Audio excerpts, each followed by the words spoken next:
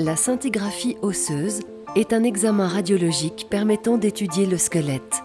Elle aide à diagnostiquer des fractures, des maladies inflammatoires du squelette ou d'autres pathologies en orthopédie ou en rhumatologie, ainsi que la recherche de métastases osseuses de certains cancers.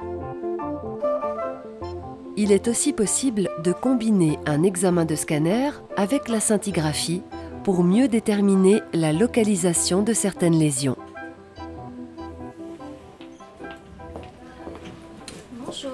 Bonjour madame. J'ai rendez-vous pour une scintigraphie osseuse. Oui, bien sûr. Écoutez, je vais vous donner ceci qui est à compléter. Veuillez vous diriger vers la salle d'attente. Un laborantin va venir vous chercher. Très bien. Merci. Bonne journée. Au revoir. Au revoir. Aucune préparation n'est nécessaire, pas besoin d'être à jeun. Si vous êtes une femme, c'est important de nous signaler si vous êtes enceinte ou si vous avez un retard de règles. De même si vous allaitez. Si vous suivez un traitement, il n'est pas nécessaire de le modifier. Donc l'examen se déroule en une première partie avec l'injection. 3 heures plus tard, vous allez revenir pour faire les images. Et les images vont durer environ 1 heure.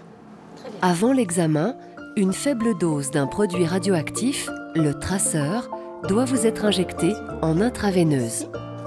Le produit injecté circule dans le sang et va se fixer dans le squelette. Il permet ainsi de mettre en évidence l'activité biologique osseuse, appelée aussi activité métabolique, et de détecter les endroits du squelette qui ont une activité anormale. Dans certains cas particuliers, quelques images préliminaires peuvent être réalisées au moment de l'injection.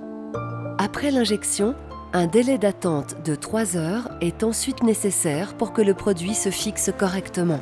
Pendant cette période, on vous demande de boire fréquemment et de vider souvent votre vessie pour éliminer le produit qui n'est pas fixé dans l'os. Est-ce que vous connaissez cet examen? Vous ne l'avez jamais fait? Jamais. D'accord. Donc c'est un examen qui se réalise sans douleur. Il est long. Il va falloir enlever chaussures, pantalons, vestes. Il va falloir aussi enlever tous vos bijoux, montres, bagues, etc. Voilà. Vous pouvez rentrer. Voilà, c'est donc la machine dont je vous ai parlé ce matin. L'examen est réalisé en position couchée sur le lit de la gamma caméra. La machine va s'approcher très très près de votre visage sans qu'elle puisse vous toucher. Gardez la tête bien droite. Il est important que vous restiez immobile pendant que le détecteur se déplace de la tête aux pieds pour faire une image de l'ensemble du squelette. J'ai la possibilité de vous voir et de vous entendre. S'il y a quoi que ce soit, vous me dites. Pendant l'examen, une gamma caméra détecte le rayonnement émis par le produit injecté.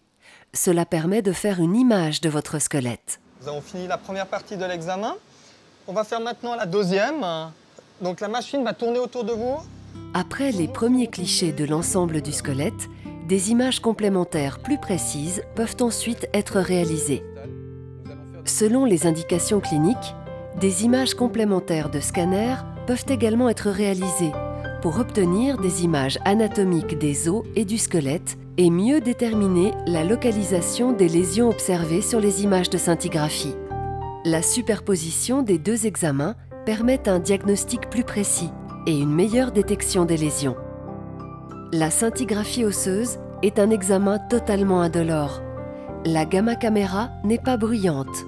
Après le temps d'attente qui suit l'injection, l'examen en lui-même dure environ 1 heure.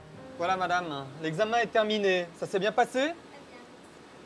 Il me faut un petit peu de temps pour traiter les images, puis ça sera analysé par le médecin et ça sera envoyé à votre médecin traitant.